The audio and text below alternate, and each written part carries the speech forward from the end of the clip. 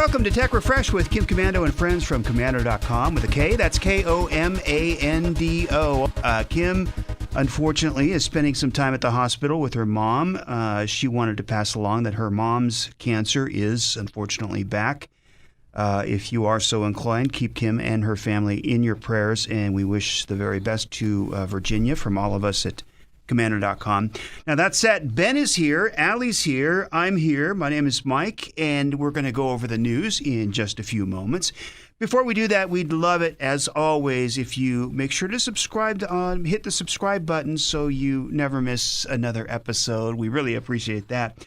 Also, a little bit later on, we're going to go over our scam of the week, which is about rental cars. If you're going to get a rental car anytime in the near future, you need to know about this. Pandemic left us with a ton of shortages, so we're going to talk about that, what they are, what are the weird ones, what are the crazy ones. And we start with the news. Here's Allie. All right, we have a couple smartphone warnings this week. We're going to start with Apple. An engineer posted on Twitter about a pretty strange phenomenon that iPhone users need to know about. His name is Carl Shu, and he named his Wi-Fi hotspot. I'm not going to read the whole thing because it's going to sound like nonsense, but the first few characters are $P, $S, and then it goes on. And then he tried to connect to it through his iPhone, and surprise, surprise, it broke his phone. He couldn't connect to Wi-Fi at all. The function just didn't work. He rebooted, he changed the network name. It didn't help. It broke AirDrop, too. It's unclear why this specific name disabled the Wi-Fi functionality. The working theory, though, is that starting the name with a % made his phone read it as a command line instead of an actual Wi-Fi network name. Another user replied, they tested it, said, yep, broke my phone too. And then he told him, hey, reset your iPhone's network settings. And it did correct the issue. Now, I know you know this. You should never connect to a weird Wi-Fi network or name that you don't recognize. Bonus points, avoid the ones that have free in the name. And then if you're changing your own Wi-Fi name, don't start it with a %. And then quick warning now for Android users. If you have an Android phone, there's a very good chance you have the Google app. It has 5 billion installs, probably because it comes preloaded on so many phones. If you have it, update. Researchers from the security firm Oversecured found a vulnerability that could allow hackers to steal your data. This is a little technical, but the issue is called dynamic code loading. Basically, an enterprising hacker could have the Google app, instead of accessing the actual Google app code, access some kind of different code, and then they would get access to your phone. That includes everything in your Google account, search history, voice data, your Gmail messages, call history, on and on. The worst part is, even if you got rid of the app, just deleted it, the code is still there on your phone. The issue is fixed. All you need to do is update. But of course, be warned, there are lots of reports that after the update, the app crashes. How fun. You'd think they'd get over that, but it keeps on happening. All right, so yeah, you'd think they'd figure that out someday. Ben, what do you got? Okay, first a question. What do either of you have a smart thermostat? Yes. I don't. I got a Nest. Yeah, Nests are great, right? Yeah, I I've love got a couple it, of those. Like anything else that's internet connected, it's great as long as it's not at risk of being hacked. Because the thermostat, you can have them learn routines, set schedules, all kinds of stuff like that. Interesting report I came across recently on Vice.com dealing with grid response programs that are being adopted by various utility companies across quite a few states. Yeah. So owners of smart thermostats are signing up for these programs, maybe because it's, because of incentives, some kind of other savings. But what that does is basically allows your electric company to remotely control your thermostat. Huh. So with some of the crazy heat waves happening now, like we're in Phoenix and it's just a little warmer than usual, but still hot. You have increased usage and, strain on power grids. And to prevent things like brownouts, your utility company, your electric company can remotely crank up the temperature in your house. So it's not only hot outside, it's hot inside. Yeah. And I don't mean some obscenely hot temperature, but definitely enough to make it a little uncomfortable for a few hours, 80 degrees, give or take a couple degrees. But what's more uncomfortable? The increased temperature, or the fact that you're not the only one in control of your thermostat. Now, the good news is that even if people unknowingly signed up for one of these energy-saving programs, they can usually opt out depending on the provider, the utility, things like that. I see a little bit of both sides. I don't like the idea of someone or a company, utility, whatever, controlling my smart devices. At the same time, I'd rather have a slightly less comfortable temperature than risk a full-on power outage. A couple months ago, where I live, we have APS, that's the power company. And a couple months ago, we got an email, hey, do you want a free Nest thermostat? And then, of course, in the fine print, we get control over, we can remote in, we can change it, we get control over it. So no, thank you. The thing about that is it wouldn't really bother me if it wasn't fine print. And if they said, look, we're a little bit short on power for this season. It's going to be a super hot one.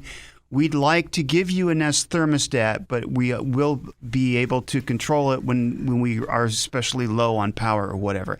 That would make sense. Instead of trying to hide it in the small print, that's the problem. That's such a good point, Mike. Tick me off. Yeah, absolutely. That's such a good point. Just be honest about it, and I think more people would be willing. Right. A new privacy-focused search engine just launched to take on Google and DuckDuckGo. How's it going to do, Allie?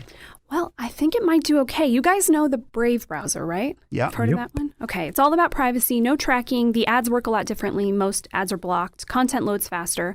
As it has been, when you use Brave, you can choose from a few search engines. There's DuckDuckGo. We've recommended that one quite a few times. Google, Bing, Quaint. I'd never heard of that one. It's French.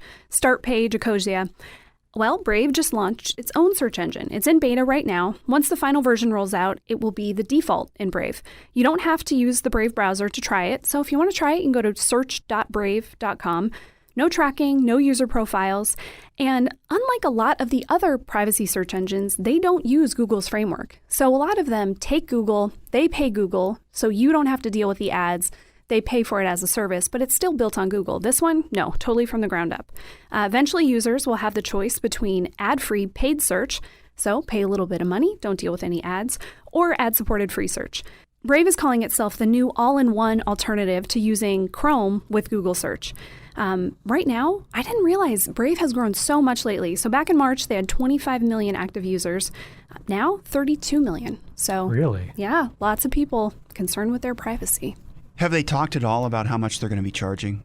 I haven't seen anything yet, but as soon as I know, I'll let you know. I would bet a couple bucks a month. I wouldn't think a ton. Yeah.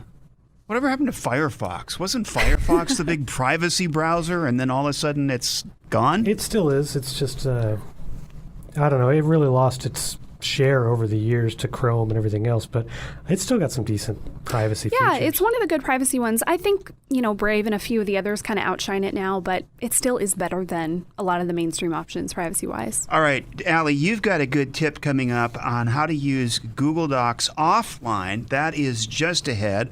Also, the world's first foldable PC, and Ben's going to give us a review on that. Also coming up, it's brand new or not true. That's just ahead on Tech Refresh with Kim Komando and friends from Komando.com.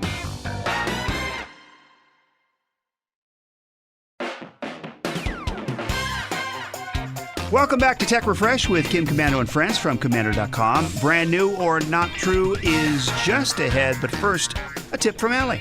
Yeah, we use Google Drive for work. It is super handy to access, collaborate. You can do it from anywhere. What if you don't have Wi-Fi? Well, good news. There's an offline mode, and it's pretty easy to set up. I'll show you how to do it on your phone. This works for both Android and iPhone. First, you need the right apps. So you need the Google Drive app, and then there are specific apps depending on whether you're using Docs, Sheets, or Slides. Mostly here we use Docs, so I'll talk about that one. So you're going to open the Google Drive app, tap the menu up in the corner and go to the settings, and then there's something called Make Recent Files Available Offline. You can do this in the Docs app as well. So the name suggests the most recent files. You can also do specific files, so you open up the file, go to the menu for that, and you can change the slider for Available Offline. Now, when you're using this, be careful. You can make changes, and then once you get internet access again, all your edits will be uploaded. But if you do this across multiple devices, you could kind of throw things off and wipe out your changes. So stick to one device, but there you go. Google Docs offline. And doesn't it look a little bit dark, like it's like black when you're offline? Or is that just me? I don't know. It might be kind of grayed out. Okay. Have you noticed that, Ben? No, but I have everything set to dark mode, including Google Docs. So it's going to look dark maybe all the that's time. what it is. I probably accidentally hit that setting at some point, and then I always think I'm offline or something. All right, it's time now for America's newest national game show sensation, where you can play and guess, is it brand new or not true? Every week, literally thousands of new products, sites, apps, and services are announced. You know the story. It's all in the technology world. Some of those products are destined for greatness. Others not so much. Oftentimes, the products sound crazy and outlandish, and then you're thinking, what were they thinking? And all of a sudden, we've got a new bazillionaire in the tech world. When playing Brand New or Not True, we'll present you, the home listener, with 3 product sites or ideas. It's up to you to decide which 2 of the 3 are fake and 1 is real every week. Ben, do you have a theme? Personal hygiene. Ooh. Okay, keeping it clean. Well, Maybe. We hope. Okay, so like I said, the heat wave affecting a big part of the country. Nobody likes sweaty armpits, right? Nope. Okay. Let me see. Well, you have to combat that, you have specially shaped pads to put under your shirt that won't stay in place. Even kind of gimmicky clip-on fans. Okay, but there's also the Undercool SweatGuard line of undershirts. These shirts have a pocket under each sleeve where you add the Undercool patent-pending SweatGuard pad. It's not meant to absorb sweat, but as soon as you begin to perspire, a chemical reaction begins involving a mix of that moisture, iron, activated carbon, and oxygen to create a cooling effect that lasts 4 to 6 hours, depending on level of perspiration. Now, the shirts come in crew neck and V-neck options and range in price from $29.99 to $39.99 each. And then you buy packs of SweatGuard pads starting at $19.99 for a pack of 10 and $29.99 for 20. Is this the shirt, or is this just the SweatGuard? Is it like It's something both. separate from the shirt? It's both. You have to have the Okay, special so it has shirt that the has pocket. the pockets built in. Got yeah. it. All right. That's product number 1. Product number 2. Moving on to your teeth. Okay. Colgate recently released a new line of toothpaste called Elixir with options for whitening, gum health, detox, things like that. Enough about the actual product because we're talking about the packaging. You know how frustrating it is to get the last bit of toothpaste out of the tube. You roll it all and you just can't get it all out. Anyway, until now, that's not going to be a problem in the future, thanks to MIT researchers who created LiquiGlide. It involves a special textured pattern applied to the inside of the toothpaste tube, which is then treated with a change to its surface chemistry. That creates a very slippery layer. And with Colgate's new Elixir line, you'll never have to fight to get the last bit of toothpaste out of the tube because it can literally just pour out as you squeeze. Thanks, MIT. And each variety of Colgate Elixir only costs $6. Okay. That is interesting. Go ahead. Product number 3. Earwax is kind of gross. Sure is. Yeah. It's built up. It's a problem, but doctors always say don't go sticking anything in your ear. So let's irrigate with the Wax King. Oh, no. It's an earpiece not much bigger than a wireless earbud you clip around your ear with a plastic hook. You've got a small nozzle on the front, and on the back, an 1/8-inch, 3-foot tube that connects to a water tank, a quart-sized water tank that sits on the counter. Now, the earpiece itself has 2 pieces of tech, a Bluetooth radio that pairs with your phone, and a tiny 1080p camera mounted just above the nozzle with a low-light sensor. So you download the app, power it on, and you can see what the nozzle sees, and that's how you target the water using the controls on that tank. Now, a lot of questions you see are about the power. Yes, you can choose between 4 different speeds, but it's not like a water pick where it's just going to blast through your eardrum. It's meant to be safe, and definitely safer than anything you put here. The Wax King comes with a shoulder drape for the mess, and replacement ear hooks for $149. Wow.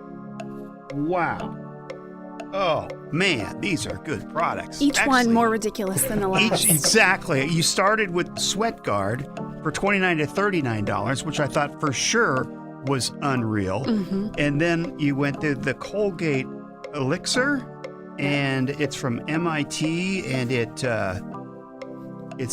Good to the last drop. it gives you all the toothpaste in the toothpaste cans, whatever. And then also the Earwax Wax King cleaner. Here was for $149. Oh boy. This is a hard one. All just unbelievable. Yeah. How do you believe just one? I don't know. Earwax. Okay, so I'll just eliminate the ones if I start from the bottom and go up, I'm just going to get to the last one. So I'll just go with my gut. Earwax Wax King cleaner is not true. I'm going to say the Colgate Elixir for getting all the toothpaste out. Changing the chemistry of the toothpaste so it'll come out from MIT. Nah, that's not real. So I'm going to go with the arm pad sweat guard, which I thought was completely absurd when you first came up with it. But it's, I guess, the less of three evils. Go ahead, Allie. I'm trying to imagine people using the Wax King, and I think it would go so badly. So I'm going to say the Wax King is fake. I hope the Wax King is fake. Well, I think we're going to have to do our old splitteroo where we hope to get one of us right at least. So I'm going to say, not getting all the toothpaste, age-old problem. If anybody's going to fix it, why not MIT? I'm going to say the Colgate Elixir Liquid Glide. It's as good a guess as any. Real. Any of the three. Go ahead, Ben. Okay. Wax King. Yeah, it's really not real. I made that up. Now they do make smart, little scoops, I guess, with cameras and stuff. They sell them on Amazon. I'm not, no. I'm going to stay out of my ears. Right. Ugh. Yeah, so not real. So it comes down to one of you is right. And guess what, Mike? It's not you again. Oh. You got my hopes up. That would have been 2 weeks in a row. I wish everyone could see Mike's arms raised in celebration. Yeah, the sweat guard is not real. They do make, like I said at the beginning, little pads. They make little fans.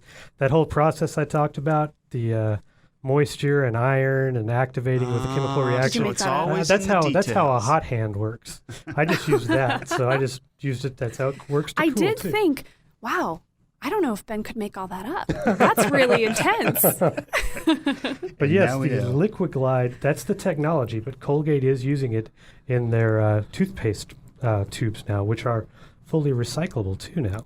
Now, you can only get it in the UK at the moment, but it'll be worldwide release soon, and they are $6. And Once did you say MIT was involved with coming MIT up? created the technology that allows it just to slide on out. So they're actually going to be applying that to things like ketchup and other stuff too. Oh, that's cool. But right now you get it in the Colgate tubes. See?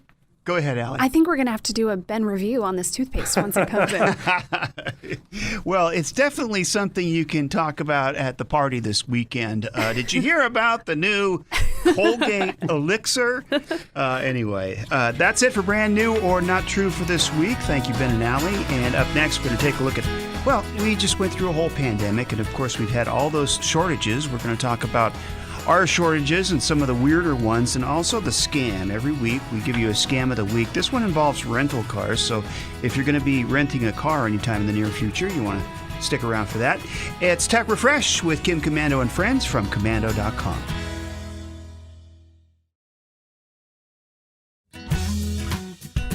Hey, welcome back to Tech Refresh with Kim Komando and friends from Komando.com. Every week we give you the inside scoop on what's going on in tech, so you're the source of tech information for your friends and family. And this week we take a look at, we just got over a pandemic, and of course there were a ton of shortages. Okay, put yourself back to March 2020. First thing to go, what? Toilet paper? You Toilet couldn't get paper and paper towels. Yeah. Yep, hand Disposable sanitizer. masks, everything, yeah. Yeah, lots of shortages. Flour. Oh man, I remember how many times I was so annoyed at Kim talking about baking bread because I couldn't find any flour. I kept saying, Kim, where are you finding this? Eventually I found flour and bought a 20-pound bag. On the tech side, there have been a lot of shortages, mostly computer chips, which has led to, laptops, smartphones, appliances, cars, big shortage there. What else? Okay, there's some weird ones. Couches. I ordered a couch probably about a month ago. It won't be here until October. That is mostly a transportation issue, getting them back here from overseas where they're built. Lumber. We've been talking about, anybody who listens to the show and, hangs out with us behind the scenes knows Kim's building a house right now and has talked about lumber prices quite a bit. It's insane. The average right now for new builds, single-family home, it's like $35,000 more just because of material costs. So that's going crazy. Rental cars. Ben, you're going to talk about rental cars in the scam, but I thought this was so interesting. So during the pandemic, these rental car companies are trying to survive. So they all sold probably around a third of their fleet. Well, fast forward to now, everybody wants to travel. There aren't enough cars, and so they are crazy expensive right now. And used cars are really expensive, so they can't replenish their fleets. This one really surprised me. Garden gnomes. Yes. Actually garden gnomes. So many people, we've all seen this, how many people started gardening during the pandemic. Can't have a garden without a gnome. Probably the funniest part, and I guess sad, is a lot of them got stuck on the Suez Canal when it was blocked. Oh, wow. When I read I blame the garden gnome. Oh, maybe it was the gnome. Yeah, I keep picturing like a box of garden gnomes just sitting there like, are you kidding me? We're still on this boat right now. What about you guys? Is there anything that you have noticed is gone or more expensive and you're just like, man, I hate that this is not around right now? Oh, yeah. Over the course of the year, cleaners for months. I even set up alerts on Amazon for disinfectant wipes and things like that. That went on. We had trouble finding a new bicycle for my mom months ago because those were shorted. Dumbbells, you couldn't find those. And the ones you could find were just crazy priced. Yeah, exercise equipment is still tough to find. Yeah. Or just very expensive. A patio heater. Oh. We tried to find that. It's like, but, obviously not now, but during the colder months, everybody's home, everybody's at their patio. So those things you could not find. We finally did. And then right now, the issue we're dealing with chlorine. Oh, interesting. It's apparently there's a shortage of that. I can't remember if it's a supply chain thing or what, but whatever the reason, it's expensive right now. So, guy comes out to just treat the pool every so often, and the price has gone way up, and I don't know when that's going to come back down. Oh, bummer. And let me just say one other thing that, the one Kickstarter thing I've ever done was this little smart coffee table that's supposed to have a fridge and power lift. Ordered it like 2 years ago, and now they're blaming the pandemic on production delays and parts and things like that. So, it was supposed to be here February of 2020. Oh, man. Wow. I wonder if you're ever going to get it. I don't know. I hope so. What about you, Mike? Well, I definitely noticed I was going to buy a bike, and I went to go buy a bike, and then I saw the prices, and I'm like, well, that's out. Also, of course, the hand sanitizer. I definitely noticed that. And luckily, I shop at Costco. So right before the pandemic hit, I went to Costco, not knowing, but just, I bought a big thing of toilet paper and a big, huge thing of paper towels. So I lucked out, just happened to luck out. But that was it for me. We'd love to hear about what you missed the most about the pandemic and what you had to endure. We'll give that email address out just a little bit later. It's Tech Refresh Podcast with Kim Komando and friends. And one of the things we promise every week is to keep you from getting scammed. So we take a look at a new scam every week. And this one, if you're going on a vacation, need a rental car, you need to watch out for. Go ahead. As we established back in the deep dive, you can't find rental cars easily anymore because of the shortage. Rental companies all had to sell off their fleets just to stay afloat. Now people are traveling, you can't get them. Scammers know this, and they're setting up fake sites. They're putting, fake ads online, posing as rental car companies, whether ones you've heard of or others you haven't. We have a great price for you. You just have to prepay. Not with a credit card, silly. We want, a prepaid debit card, or better yet, a gift card and the PIN number. The favorite kind of payment for a cyber criminal is the untraceable kind. You buy the card, share the PIN, and your car will be reserved. But, they may even tell you the number didn't work. So you'll go buy another one, and then they'll have 2 gift cards. Of course, there's no car, and you might think, what a joke. But these scammers know how to game the system. They know how to boost search term rankings. That way their fake rental agencies list higher during your online searches. So how do you avoid it? Well, first of all, don't search for rental cars using, Google, Bing, or Brave search. Check out the various rental car agency sites by going to those websites. If you see a name you don't recognize, run a search for the company. Do search for that with their name along with the word scam or complaint. See what you get. And watch out for the fake ads on other sites, including social media. You will have problems with fake ads on social media. And remember, no reputable company, government agency, whatever, is ever going to ask you to pay with gift cards or prepaid debit cards. And definitely not cryptocurrency. So, anytime you see anything like that, just run away. Ben, I feel like you should get a nice sign made that says, no one legitimate will ever take a gift card. I'm going to wear a shirt. Yeah, there you go. Specifically Apple gift cards, right?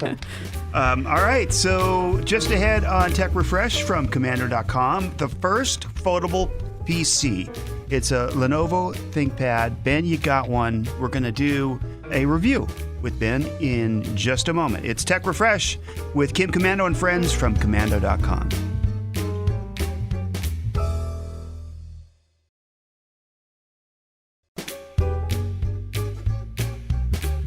Hey, thanks for listening to the Tech Refresh podcast, heard exclusively on the Kim Komando Explains podcast from Komando.com. If you haven't already, make sure you click the subscribe button so you get these podcasts delivered every week automatically. On Fridays, we have the Tech Refresh podcast, and on Tuesdays we have the Kim Komando Explains podcast.